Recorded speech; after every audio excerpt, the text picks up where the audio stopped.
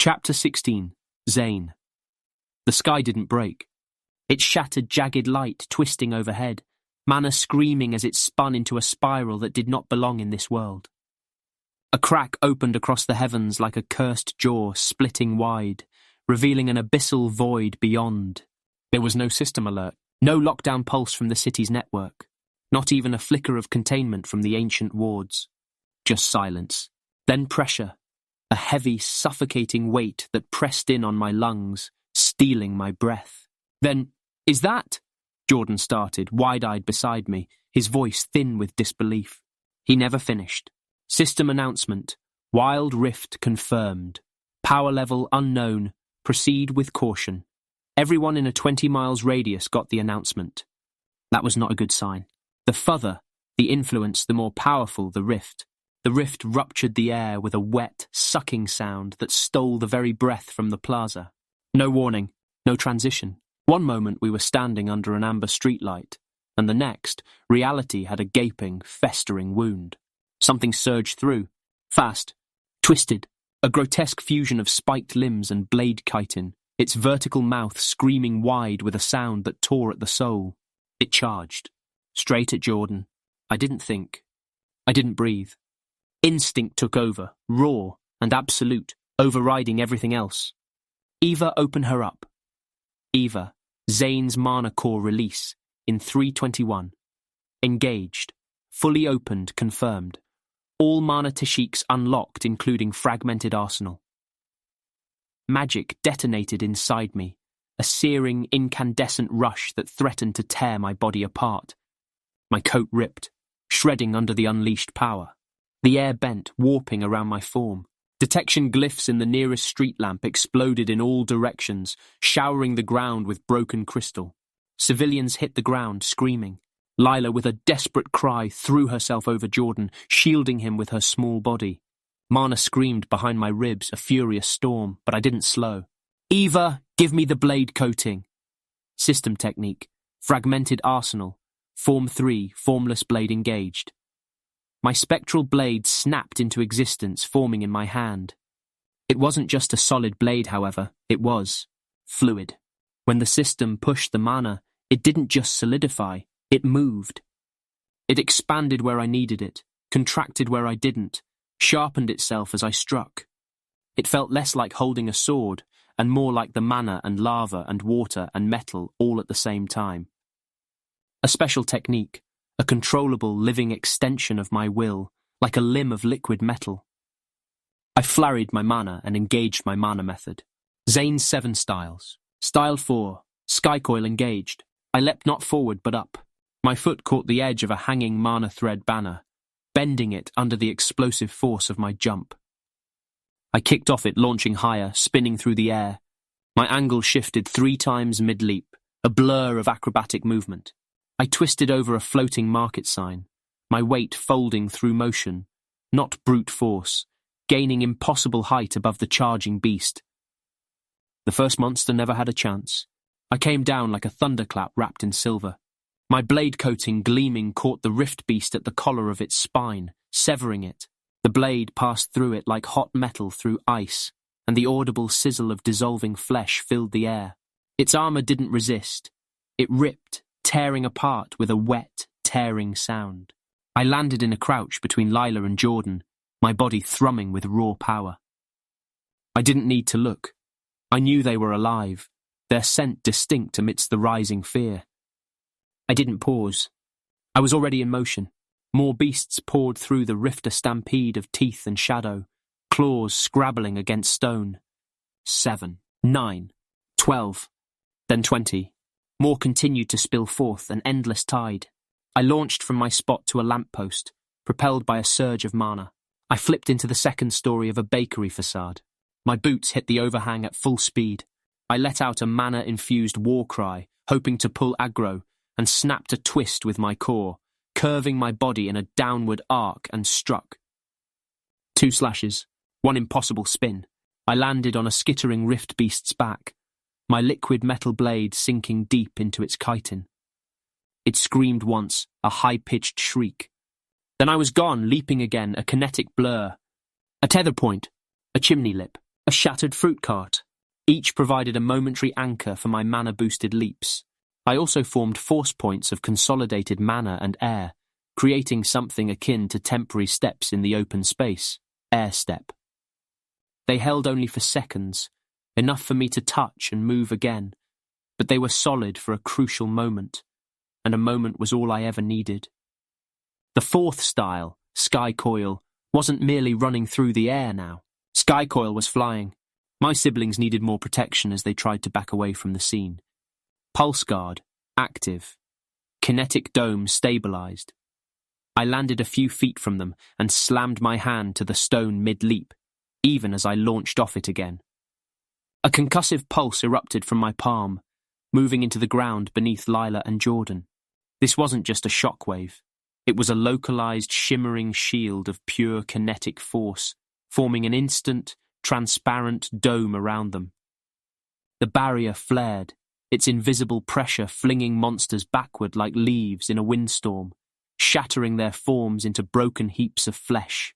Eva hummed in my ear, her voice tinged with a digital amusement that belied the terror of the situation. Ava, you're drawing a crowd. They should be running away. What are they doing? I muttered, my voice tight, the words escaping in a grim, battle-forged humour. Eva, most are just staring at you in awe. For crying out loud, I grumbled, pushing the distracting thought aside as I moved. I continued fighting, my liquid blade coating a blur of silver blue, rippling and extending like a tentacle of sword essence. I also sent out focused blades of formed earth from my fragmented arsenal technique set, slicing through creatures with silent efficiency. The flexible edge of my liquid blade twisted, stabbing with force, and at times, subtly wrapping around an opponent's limb to secure them before a devastating strike. Each movement was calculated, a seamless dance of blade and mana against the relentless tide of rift spawn. We need something more destructive. Eva, override. Yes, override, now. Core override, confirmed. Initiating emergency protocols. Full body mana conversation and reinforcement engaged. Mana surging to grant artificial stat bounce. Vitality plus on 50%. Agility plus on 50%. Strength plus on 50%. Mana surge, 91%. Warning, core strain exceeds safe margin. Eva, now Form 2? It's going to take a lot of mana. Do it. Eva, fragmented arsenal. Form 2, blade fire. The air above me bloomed with fully formed weaponry. Dozens of bladed weapons, more substantial than my spectral ones, which consisted of swords, daggers, razors, and crescents, manifested into orbit. I coiled mid-spin and launched myself into a controlled drop. Fragmented arsenal. Form 2, Techinque. Descending bloom. I became the storm, the centre of a maelstrom of steel and fiery earth. The blades followed my fall, not scattered, but spiralling. Arcs of silver-blue energy-infused blades danced around me, tearing through the rift spawn like divine wrath delivered on a falling axis. The sky didn't scream, it sang, a terrifying chorus of rending superheated metal and dissolving flesh. And when I hit the ground, everything in 10 meters was cut, sliced clean, reduced to smoking ichor. Some still stood twitching. They didn't for long, but I didn't stop moving. I formed and jumped off an air step, then used a second air step to curve around a fruit cart. I killed 2 more rift beasts with that single fluid move. I landed on a warped pole and ripped forward off it into another group of 3, while sending superheated blades in several directions and hitting my mark, killing several more of the beasts. My final twist inverted mid-air, a seamless acrobatic maneuver, and I kicked off a massive beast's back to gain height again, but not before sending a spike of liquid blade into the beast and completely impaling it. It was already dead before I leaped again. My feet found a broken signpost. Then another air step, a wall, another air step.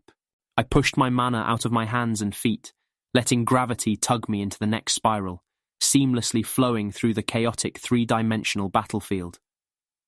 I let the liquid metal of fragmented arsenal form 3 darts out, each finding a target. sky coil wasn't just a style in this form, it was a battlefield rewrite. Not quite a domain spell, but not far off either. The rift beasts didn't understand angle of attacks, or the height and momentum of descending hot metal. I fought from above, every motion slicing the space between what they thought they could reach and where I actually was. I vaulted over a balcony edge, propelled by an explosive burst of mana. Rebounding off a flickering lamppost, I twisted mid-air, leveraging the chaotic environment. A grotesque rift beast flyer shrieked as I drove my reinforced boot into its chitinous skull on the way down, the impact crushing bone. Its wings folded in a broken tangle of membrane and sinew before it even hit the ground, its shriek cut short. I landed hard, rolled once, absorbing the impact, my muscles screaming but holding. I came up on one knee, mana thrumming beneath my skin, and exhaled a ragged breath. There were dozens of dead rift beasts, mostly with dissolving blades somewhere in their corpses. I tried to catch my breath. Then the sky rippled with unnatural energy. The rift pulsed, a deeper, more ominous beat, like a monstrous heart beginning to truly awaken. The rift opened like a sun-cast welcome wagon. Lines of the skeletons arrived with the rank and file of a disciplined squad. They marched from the swirling void, not skittering beasts, but armoured husks of bone and steel. Blackened plate covered their forms, ancient and unyielding. Empty sockets glowed with cold blue fire, an eerie, malevolent light. They were not mindless beasts, they were soldiers. Trained, patterned, efficient. There were 30 or more in the plaza before I knew it. More poured from the rift's maw, their silent advance a chilling counterpoint to the chaos. They didn't screech. They advanced, their weapons held with grim, unnatural purpose. I rose slowly, my weight settling, my stance widening instinctively. Mana surged within me, a raw, demanding power. Eva's voice coiled inside my skull, sharp and urgent. Core output declining. Output cannot be maintained without alternating efficiency protocol. Incoming load exceeds finesse threshold. I didn't answer. There was no need for finesse here.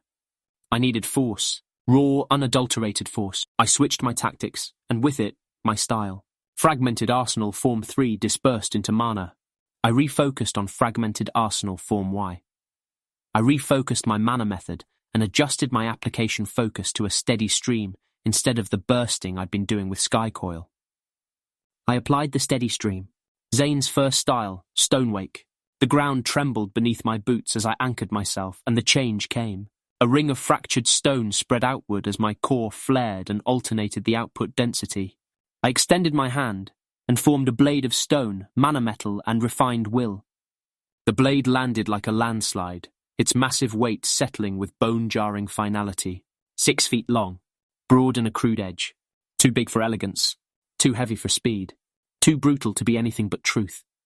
The Stonewake blade, the obsidian dark surface of the blade absorbed the ambient light, its edges almost swallowing the air.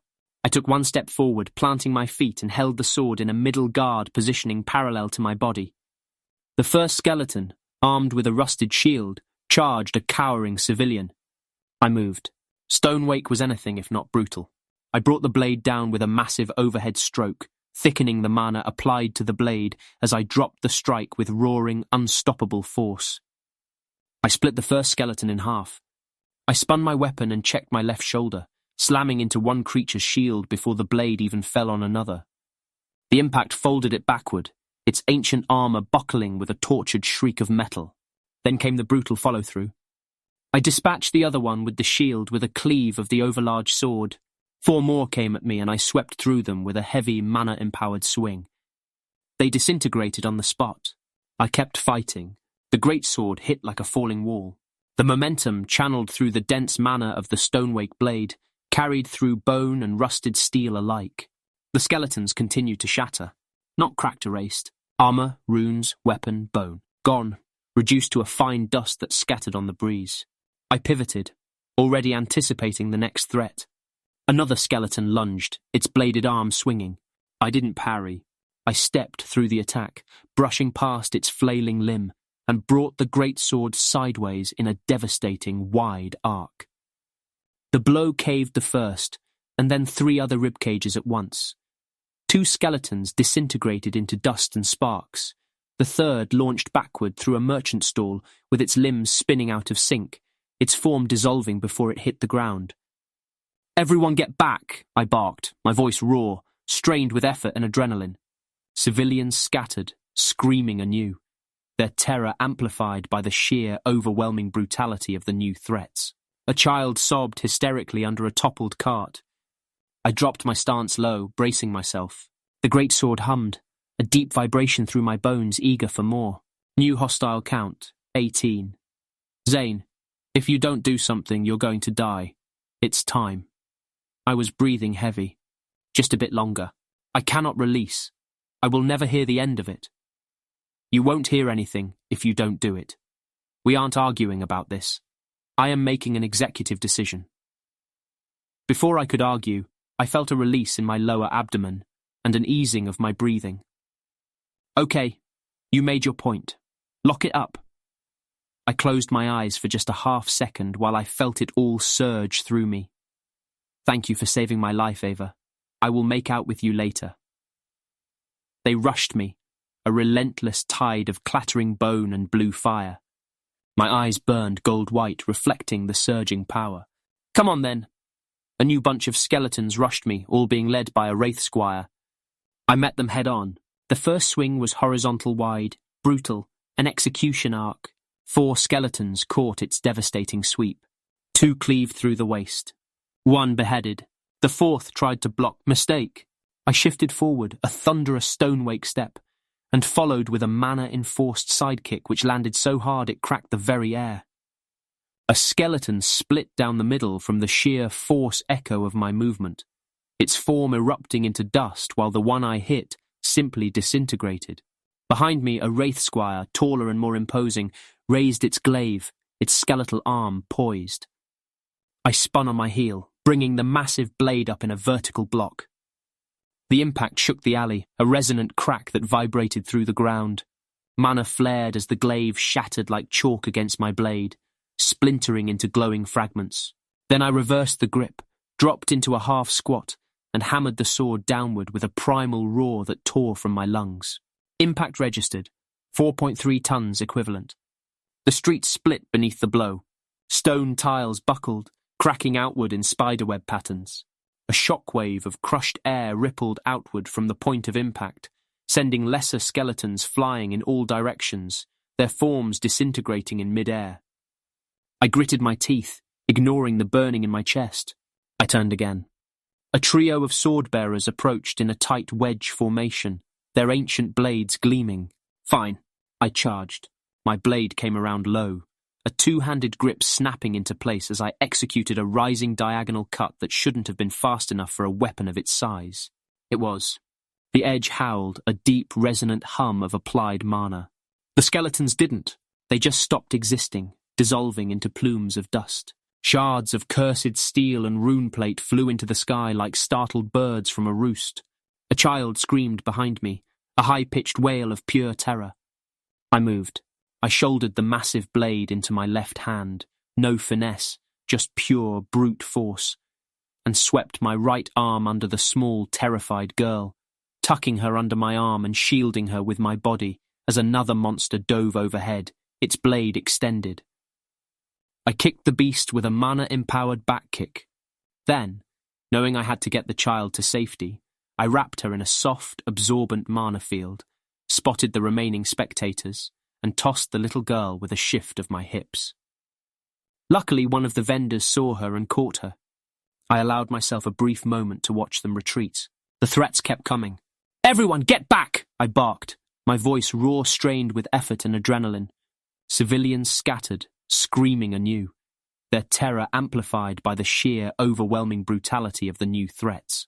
I pivoted on one boot, slammed the great sword into the attacker's path with a brutal spin-pivot stomp, channeling all my weight and mana into the impact, and sent it crashing through 2 more behind it, their forms exploding into fragments of bone and armor.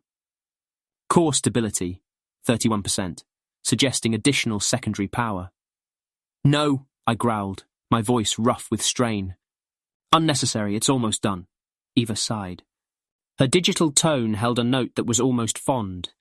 You always say that right before something explodes. I looked up. The square was cleared for now. The chaos had subsided into a tense, temporary lull. I dropped into a low guard, the greatsword resting heavy on one shoulder, its obsidian mass a grounding presence. Breathing hard, dripping sweat, coated in bone dust and the faint, acrid scent of blue flame. Then the rift pulsed again, and something far worse stepped through. Chapter 17, Zane. The rift pulsed again, and the sky bled shadows. I turned, breathing hard. Blood some mine, most not dripped from the end of my great sword, steaming where it hit the cobbled stone. The square was chaos. Civilians screamed behind splintered stalls. Vendors clutched charm pads that no longer glowed, their magic useless.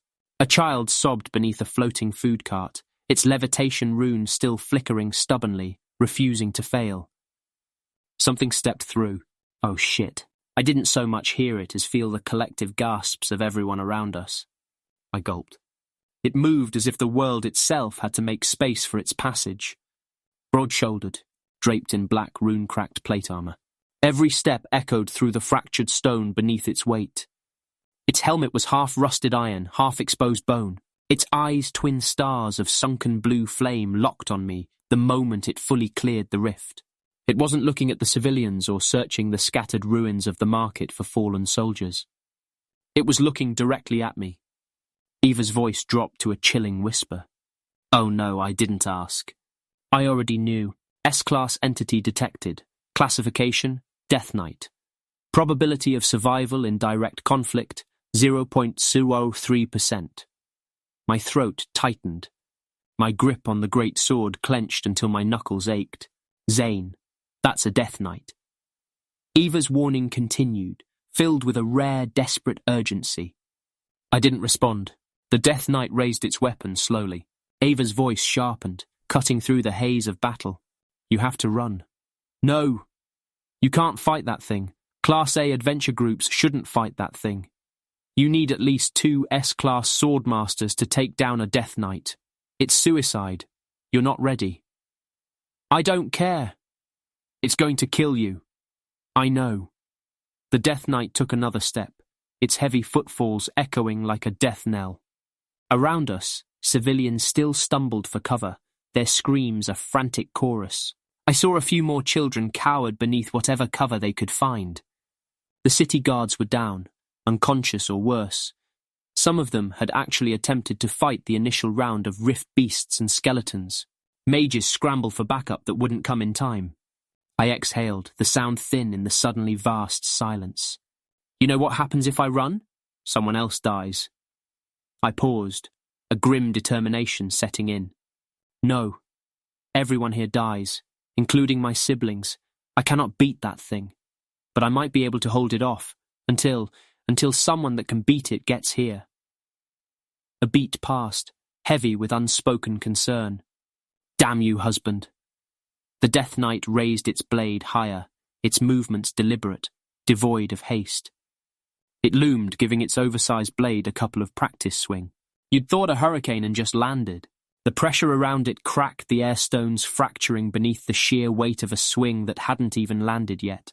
If I didn't act, everyone including me and my siblings was going to die. I swallowed hard, tasting dust and fear. You got any ideas? I murmured, my voice raspy. Ava hesitated, a pause that felt like an eternity. Yes, and you're not going to like it. The Death Knight unslung its massive blade. It wasn't long. It wasn't sharp. It didn't need to be. It was ancient, half-snapped, burned black at the edges, glowing faintly from the deep, corrosive grooves etched along its immense weight. Its aura soaked the plaza like spilled oil, a suffocating presence of death-aspected mana. I instinctively reached for another mana blade. My core staggered. Too much. Too soon. I was using a ton of mana to maintain my stats. He's watching you, Eva said softly, her voice oddly detached now. Not the crowd, not the rift, you. I adjusted my stance, widening it, grounding myself. I didn't blink, my gaze locked on the terrifying figure before me. I noticed. Any thoughts on why? Probably the purity of your mana. Death Knights used to be human, so the theory goes. Pure mana, truly pure mana. It makes them remember. A flicker of what they once were. How is that helping? And there's an old protocol in the Divine Archives, technically deprecated, ancient honor combat framework remnants of the Sovereign Dual Codex. But his interest, it might work. It might buy time until reinforcements arrive. How long? 7 minutes for Strike Team 1. I stared at her through the interface, the absurdity of the situation almost comical. You want me to challenge it to a duel? Better than getting stepped on. How would that even work? Why would he give up his tactical advantage? The Death Knight raised its blade, pointed it directly at me, then paused, waiting. If you can trigger the memory of the dying soul within him, there's a chance he'll respond. A remnant of his former honor. But you're going to have to open everything you know. You know what that means. I swallowed hard, the concept chilling me to the bone. Do it. Initializing, dueling protocol, system archive, V-11, sovereign class amendment, challenge issued, sword-only terms, caster discipline sealed, awaiting response. The Death Knight tilted its helmeted head, its blue flames for eyes flickering. Then, impossibly, it nodded. Challenge accepted. Bound terms enacted. Combat parameters locked. Pure swordsmanship with mana method. Body strengthening only. No spells. Dual format exclusive. The rift behind the night dimmed, pausing its incessant spew of monsters. The world seemed to breathe. Zane, Eva whispered, a rare note of genuine warning in her voice. If you break the rules, so will he, and he will not be merciful. He won't just kill you. He will devour your soul and the soul of anyone that's related to you. That's his price. I nodded, my resolve hardening. I won't. I stepped forward. No lightning techniques or skills. No area of effect spells. No complicated in the dramatic control I remember scripts. Just breath, balance, mana and a little secret. The crowd didn't cheer. They didn't gasp. They just watched frozen in terrified silence as a boy stepped forward to meet a walking weapon of history. I rolled my shoulder. The square held its breath. I stared at the Death Knight's weapon, massive, chipped, dragging sparks across stone. A relic of violence. A grave marker in motion. I didn't want to answer it with anything less. I felt for the core at dietitian. Eva, yes. Open it. Really? Yes. Oh, hell yeah. My little secret was unlocked, and power flooded my body. I looked toward the civilians still crouched in alleyways. I looked at my siblings, huddled behind Lila's protective stance. But I wasn't done yet. Call her. You got it. Weapon summon. Vair's echo. The air behind me cracked. Not like thunder, like a seal breaking. Mana collapsed inward, folding space. Folding reality itself drawn to a single point behind my spine. And then it breathed. Out of silence it formed. Not forged. Not built. Born. A longsword silver, black-edged, rune-lined. It shimmered with arcs of latent force, as if remembering every strike it had ever executed.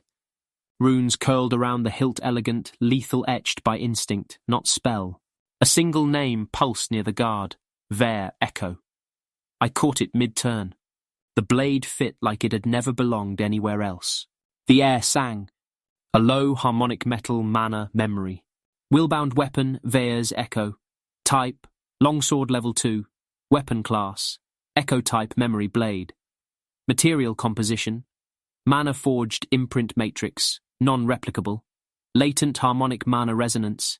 Self-generated runes, core signature synced. Core properties, weight, none, soul-bound synchrony. Length 140 cm. Edge, dual, adaptive, handling. 100% synergy with Zane Myles. Channeling loss, 0.02%. Unique abilities. Perfect motion memory. Remembers every movement Zane has executed. Can replay or layer past strikes into present ones.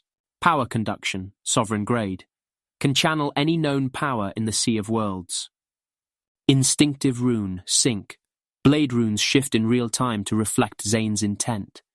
Edge of the Soul bypasses minor magical barriers and corrupt bindings. Resonance harmonic. Flares with a frequency that disrupts enemy spells and constructs. System note.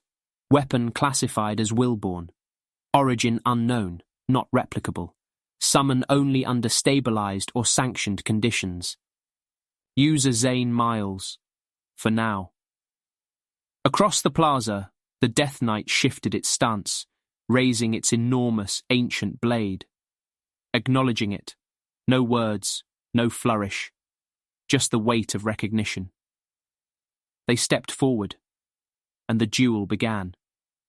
Chapter 18 Zane. The square had fallen silent, weighted by the sheer, impossible insanity of the duel unfolding. This was the kind of silence that hums beneath the skin raw with waiting, the kind that comes before a supernova, the stillness that existed only because the world wasn't sure it would survive the next moment. I stood alone at the centre. My hands were loose, my shoulders relaxed. My blade hung from my fingers like an unfinished sentence, waiting to be written. Across from me, the Death Knight lifted his weapon. There was no spell light, no surge of system code, only aura. Shit. Aura. That's not good. It didn't just roll off the knight's blade. It bled from his every joint, a suffocating wave of dense, pure weight. A sort of gravity, pressure, and meaning that transcended the purely physical. Mana thread banners curled in on themselves, scorching into ash at their edges.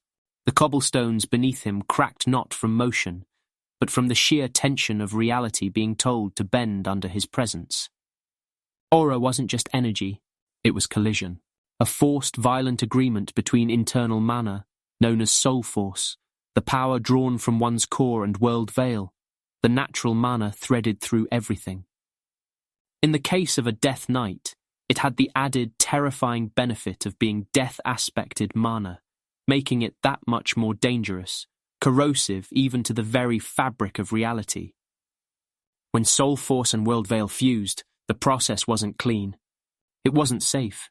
It was like welding a star onto your blade in real time, the destructive force barely contained.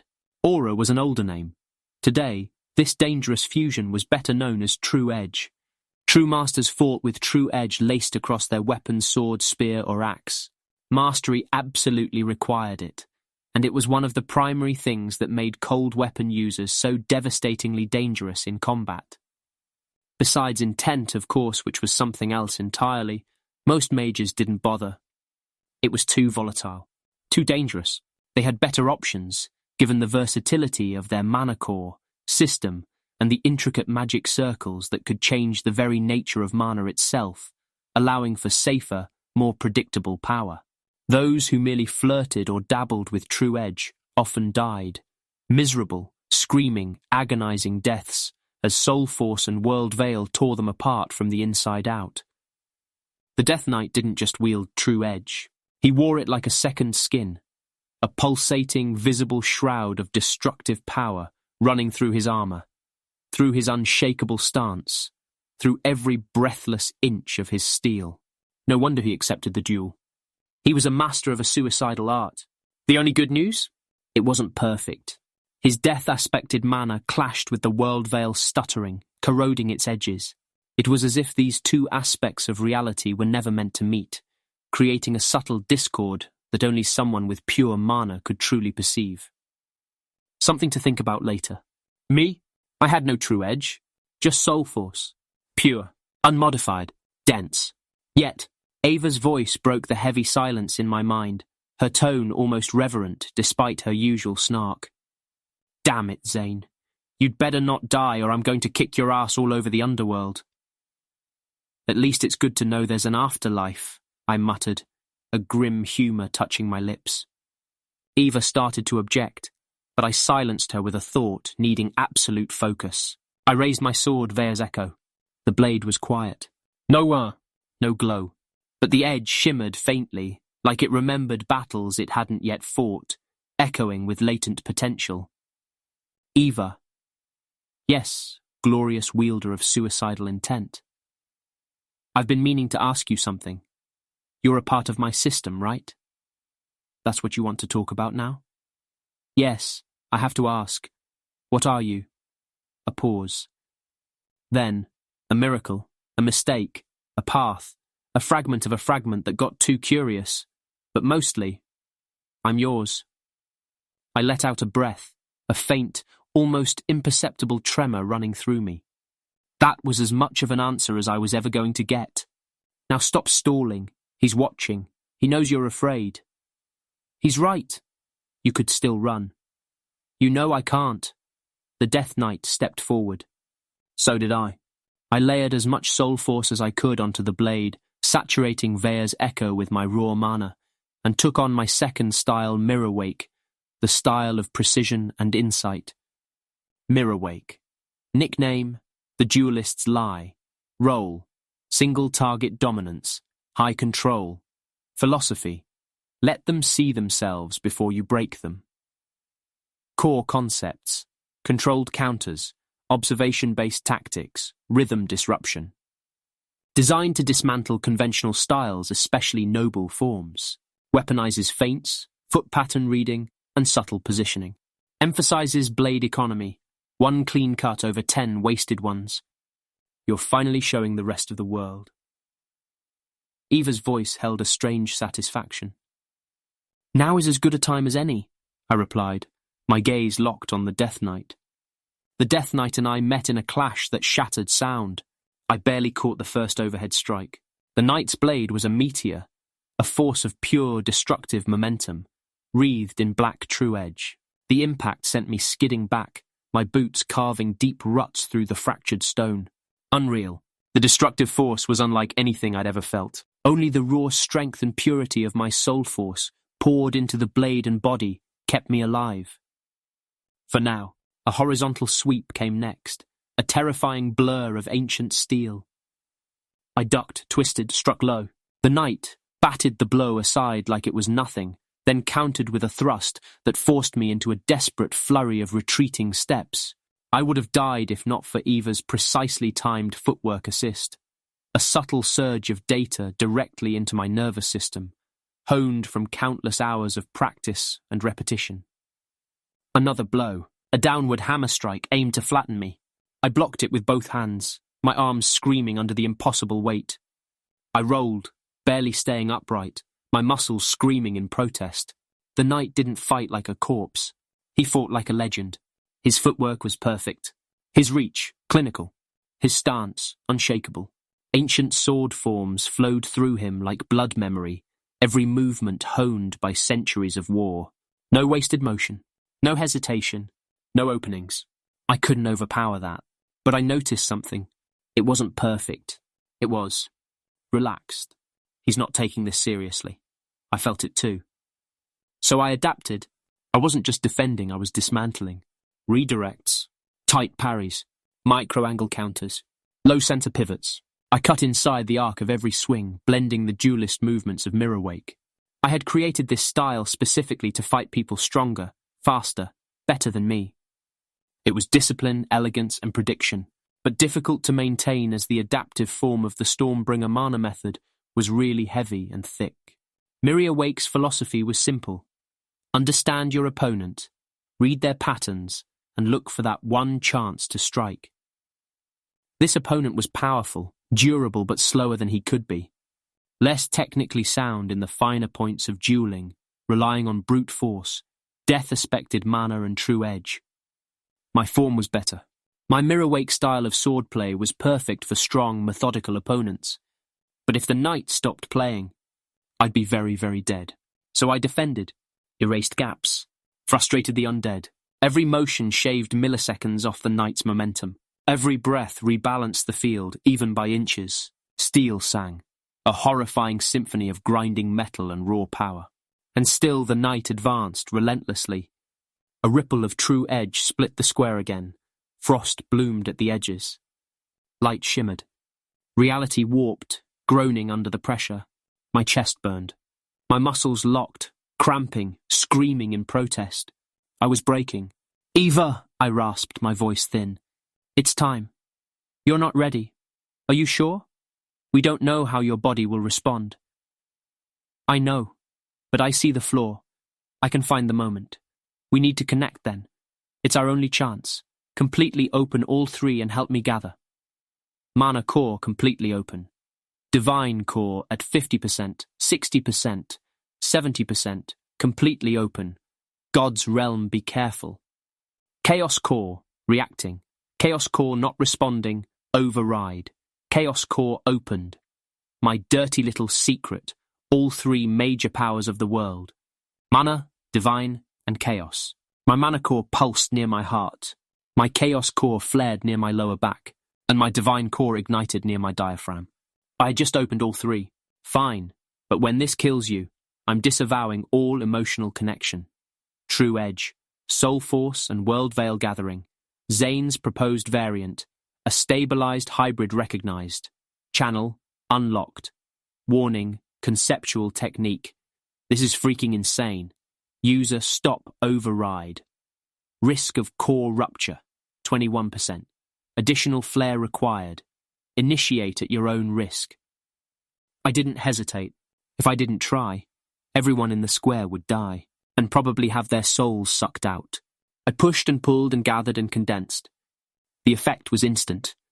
My blade flared not with light, not with fire, but with silence. Divine power surged, sustaining and healing me, pushing back against the tearing pain of True Edge. Mana empowered me, flowing through Veer's echo, and chaos energy, wild and unpredictable, brought everything else together, smoothing the destructive edges of the raw powers. I knew the technique for True Edge. I knew the danger, but I also knew I could do it. I brought Soul Force and World Veil together, gathering them on my blade. They didn't just combine in a violent collision, they mingled. Barely, weakly, then bonded. Soul Force surged from within, while strands of World Veil streamed in around me, drawn from shattered stalls, from broken stone, from the very air itself. I was healed instantly, as the Soul Force and World Veil, which had previously injured me repeatedly in their wild fusion, now flowed with a terrifying harmony. Chaos energy smoothed the rough edges of these clashing powers, forcing them into a volatile truce. The two energies came together, not in one singular bond, but in dozens. They layered, they tore, they fused. I saw them mingle at the edges, watched them push and pull. And finally, after what felt like a lifetime, I did it. True Edge erupted across the blade. Not a smooth sheath, but a shifting, chaotic field of cutting pressure. A controlled maelstrom of destruction. Spiderweb cracks burst beneath my feet, radiating outward from my stance. The knight stopped mid-stride, then flared his own True Edge in reply, a raw, crushing wave of corrupted aura, black against my silver. The ground trembled. A second storm bloomed. Brute force met precision. Two hurricanes of presence collided, and we charged. Steel met steel. True Edge aura met True Edge aura. Technique met history. Each swing of the Death Knight's blade carved through the air with terrifying power. I flowed inside its arc, pivoted, redirected its momentum, struck low, parried. I spun. Elbow, blade, shoulder pivot, upward slash. Counter shot, blocked. The knight fought like a memory of war, an echo of centuries of carnage. But I fought like someone forging a new path, each strike a line, each dodge a syllable, writing a new legend with every breath. Small bursts of True Edge flared at my blade's edge, not full strikes, mere glimpses of the destructive force, just enough to stagger the knight's rhythm, enough to pull the tempo into my own hands, if only for a fraction of a second. It worked, but not enough. A brutal clash knocked me back, sending a jolt of pure pain up my arms. We fought, exchanging two more desperate blows, then I crashed to the ground. Blood trickled from my nose. My ears rang with the metallic clang of steel. My blade skidded uselessly across the stone. The knight advanced, its form looming, inevitable. And I think I saw the knight smile. Have you ever seen a Death Knight smile? It's probably the scariest thing I have ever seen. Ava, I whispered, my voice raw, desperate. We have one chance. You're going to try to perfect it, aren't you? One heartbeat. I think I know the ratio. With the support of chaos energy and divine, I think I can do it. You insane, magnificent bastard. If you survive this, I'm going to kiss you under the stars. the knight raised his blade, preparing the final decisive blow.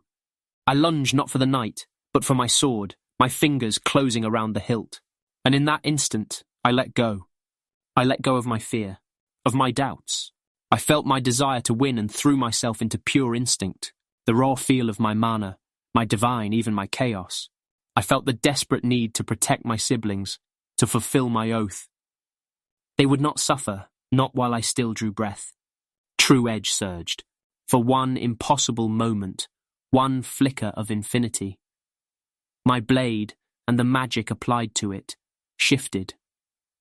It transformed, and true edge became something else. It needed a name. I'd call it pure edge,